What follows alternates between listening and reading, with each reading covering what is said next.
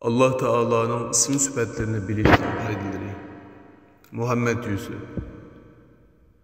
Allah Teala'nın isim sübetlerini öğreniş ve mənisini biliş her bir mümin üçün intayın muhim ve faydası köptür. Allah Teala'ya iltica kılganda onun güzel isim sübetleri bilen dua kılış, duanın icabet oluşu. Kur'an-ı Kerim bizge duada ve her qandaq ahvalda Allah Teala'nı güzel isim sübetleri bilen ataşını ve çağırışını öğretken. وَلِلَّهِ الْأَسْمَاءُ الْحُسْنَى فَدْعُوهُ بِهَا. Allah'ın güzel isimleri var. Allah'ın şu güzel isimleri bilen atanlar dep buyurgan. Şeksiz ki Allah Teala'nı ve onun isim sübetlerini biliş, gamkinlik teselli, qiyinchilik chiqish yo'li, qo'rqinch amonlik, ojizlik kuch quvvat, yo'qsullik chora, umidsizlik umid manbasidir.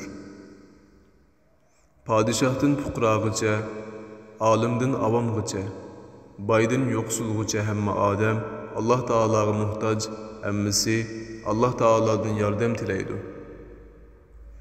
Hatta Allah Teala'nı inkar kılıdığanlarmı beşiğe qattiq kun kelgende ixtiyarsız Allah Teala'ga yalvardı. Firavun özünün ilahlıqını dava qılıp, "Ana rabbukumul a'la."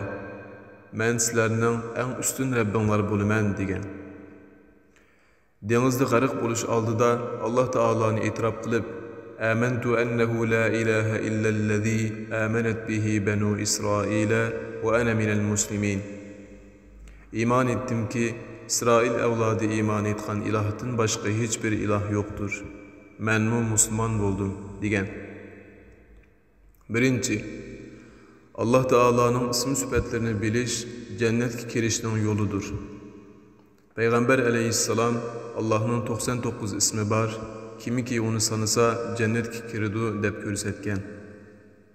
Endi hadistiki sanısa degen ibarenin ma'nisi nima? Hadistiki sanısa degen ibare tövendikidek 3 xil ma'niga ishorat qiladi. 1. Sanını sanısa ve telaffuz qilib o'qisa deganlik bo'lib, tili ve qalbi bilan ularni zikr qilganini ifodalaydi. 2.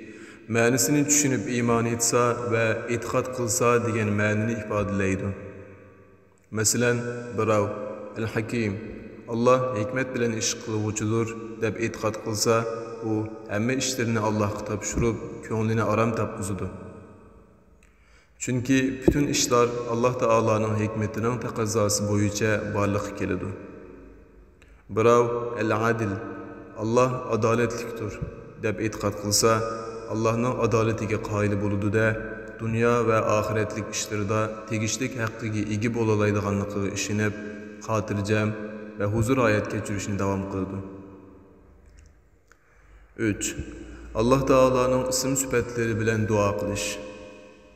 Bu iki türlük bulup, birincisi Allah Teala'nı medhileş ve onu yad etiş.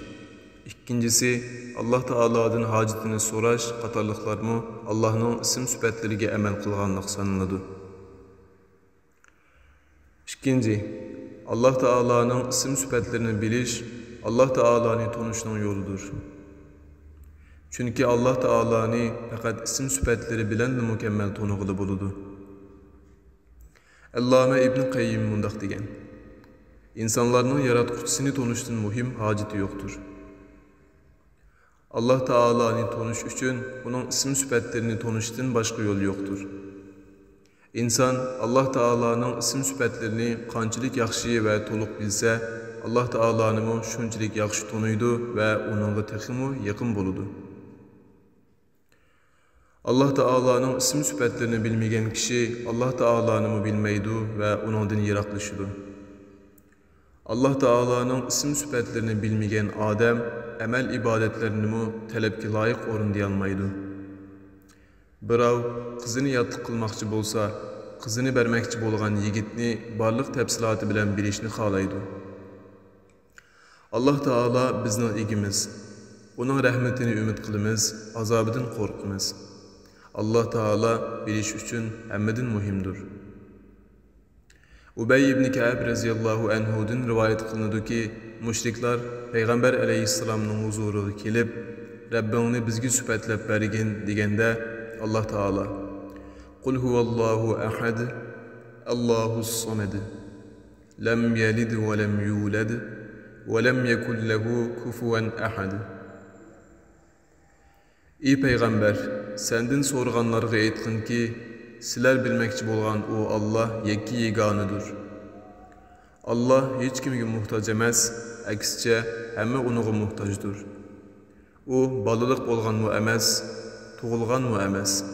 Hech kim uningga tengdosh bo'la olmaydi degan Ixlos surasini nozil qilgan. 3. Allah Taoloning ism sifatlarini bilish barliq ibodatlarning aslidir. Allah Taoloning buyurganlarini o'rindab, to'sqanlardan yenish orqali uningga itoat qilishda Allah Taoloni tonish asosiy rol o'ynaydi. Chunki buyrug'uchini va to'squchini bilmagan odam itoat qilmaydi. Uni qanchalik yaxshi bilgan kishining itoati shunchalik kuchli bo'ladi. Shunga payg'ambar alayhissalom Muaz ibn Jabal raziyallohu anhuni Yamanga vali qilib avatganda uningga mundoq degan: "Ularni eng avval da'vat qiladigan ishing Allohning bir ekanligini bildirishdir. Ular Allohni tonigandan keyin ularga Allohning kunda 5 vaqt namoz o'qishni farz qilganligini bildirgin. Ular uni o'rindagandan keyin Allohning ularga boylardan elib, faqirlarga beriladigan zakatni farz qilganligini bildirgin." 4. Allah Taoloning ism sifatlarini bilish dua icabet buluşunun en çoğun türtüklerden biridir. Allah Teala'nın وَلِلَّهِ الْأَسْمَاءُ الْحُسْنَى فَدُعُوهُ بِهَا. Allah'ın güzel isimleri var, Allah'ın şu güzel isimleri bilen atanlar diyen sözü bunu ihbadleydi. Allah Teala bizni özünün güzel ismi bilen dua kılışkı buyurdu. Andın duayımızı icabet kılışkı vaadi kıldı. "Udu'uni estecib lekum." Bana dua kılınlar, ben duayanlarını kabul kılımən. Peygamber aleyhisselam dua kılsa, Allah Teala'nın isim sübetlerini atab dua kılattı. O mundaq deb dua kılattı: "Allahümme rahmeteke ercu, fela tekilni ila nefsi tarfete aynin, ve aslih li şe'ni kulle, la ilahe illa ent." Ey Allah, rahmetini ümit kılımən. Meni köz yumup açqıçılıkmı öz halımı koyup etmegin. Barlıq işlerimni yaxşılap bergin, senden başka hakiki mabud yoktur. Yani mundaq dua kılattı: "Allahümme inni abduk, ve ibnu abdik, ve ibnu amatik, nasiyeti biyedik, madin fiyye hukmuk, adlun fiyye qada'uk. Es'eluke bi kulli ismin huve lek, semmeyte bihi nefsek, أو أنزلته في كتابك أو علمته أحدا من خلقك أو استأثرت به في علم الغيب عندك أن تجعل القرآن ربيع قلبي ونور صدري وجلاء حزني وذهاب همي." Ey Allah, mən senin kulunmen, kulunun ve dedikinin oğlumen. Takdirim senin kulundudur. Benim üçün takdir kılgandırın her zaman yürgücü ve adaletinin özüdür.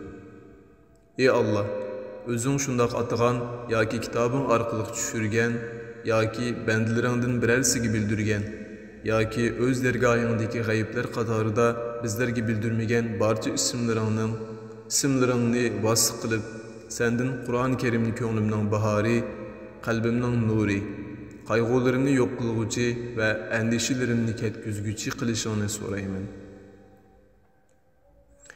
Ulamolar Allah Taola'nın isim sifatlarini atab dua qilish barcha g'am qayg'ularning yo'qilishiga va qiyinchiliklarning hal bo'lishiga turtki bo'lganligini aytadi. 5. Allah Taola'nın isim sifatlarini bilish onun muhabbetiga sazovar bo'lishning yo'lidir. Ayşe raziyallahu anhadan rivayet qilindi ki, Peygamber aleyhisselam ma'lum bir joyga qo'shin avatgan bo'lib, qo'shiniga imom bo'lgan kishi namozlarining hamma rak'atida Ixlos surasini o'qigan. Qo'shin qaytib kelgandan keyin ular payg'ambar alayhissalomga bu ahvolni bayon qilgan. Payg'ambar alayhissalom ularga nimishqa shunda qilganligini o'zidan so'rab beqinglar degan. Ular ilqi imomdan nimishqa shunda qilganligini so'raganda u "Men Ixlos surasini o'qishni bek yaxshi ko'raman" deb javob bergan. Uning javobi payg'ambar alayhissalomga yetkazilgandan keyin payg'ambar alayhissalom uningga yetkazib qo'yinglar. Alloh uni yaxshi ko'rdi degan. Alloh taoloni haqiqiy yaxshi ko'rgan odam uningga itoat qiladi. Osiylik qilishdan qattiq hazar aylaydi. Uni sevg'inadi va ko'rishni orzu qiladi. Chunki mu'minlar oxiratda Alloh taoloning jamolini ko'rishga musharraf bo'ladi. O'z vaqtida Musa alayhissalom Tur tig'ida Alloh taoloning so'zini bevosita anglaganda Alloh taoloni ko'rishni qattiq orzu qiladi. Hatto Alloh taolodan shuni tilaydi. وَلَمَّا جَاءَ مُوسَى لِمِيقَاتِنَا وَكَلَّمَهُ رَبُّهُ قَالَ رَبِّ أَرِنِي أَنظُرْ إِلَيْكَ قال لن تراني ولكن انظر إلى الجبل فإن استقر مكانه فسوف تراني فلما تجلى ربه للجبل جعله دكا وخر موسى صعقا فلما أفاق قال سبحانك تبت إليك وأنا أول المؤمنين.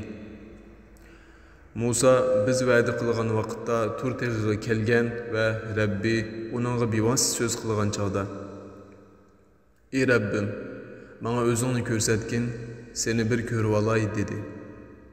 Alloh sen meni bu dunyoda hargiz ko'rolmaysan. Lekin taq qarig'in agar taq o'rnida mahkam tura olsa, sen meni ko'ralaysan dedi. Rabbi taqqa o'z nurini g'ilpal tushirish bilan tog'ni tub-tuz qilib etdi.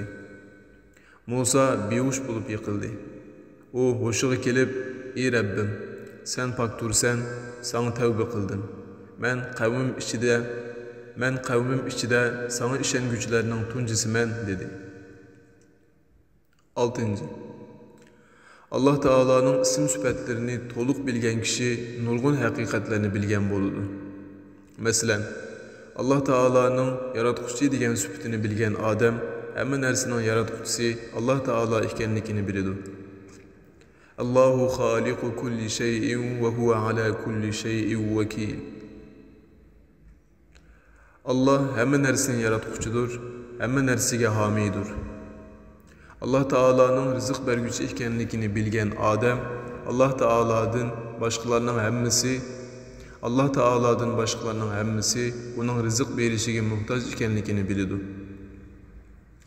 Wa ma min dabbatin fil ardi illa alallahi rizquha. Yer yuzidagi har bir jonliqqa rizq berishni Alloh ustiga olgan. Alloh taoloning olim ekanligini bilgan odam o'zining naqadar johil ekanligini biladi. Vallohu ya'lamu va antum la ta'lamun.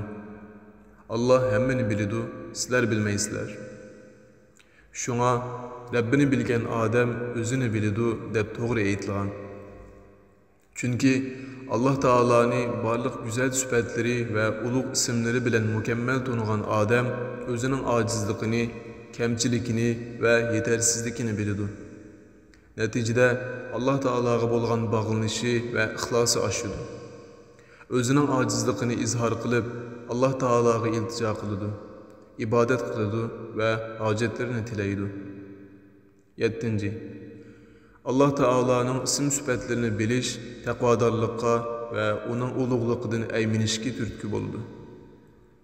Ibn Mas'ud raziyallohu anhu mundaq degan: Allohni bilish uningdan qo'rqish uchun yetarlikdir. Shuningdek, Allohni bilmaslik mag'rurlik uchun yetarlikdir.